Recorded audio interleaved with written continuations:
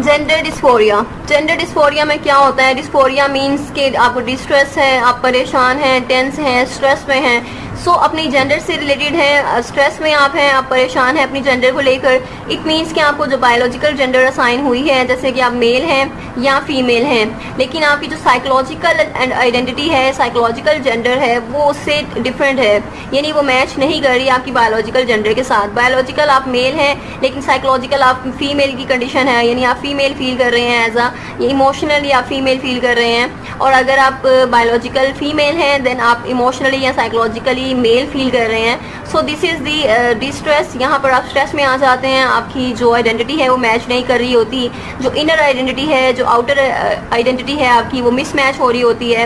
And then इसकी दो terms हैं जिसमें ट्रांसजेंडर आता है, ट्रांससेक्सुअल आता है।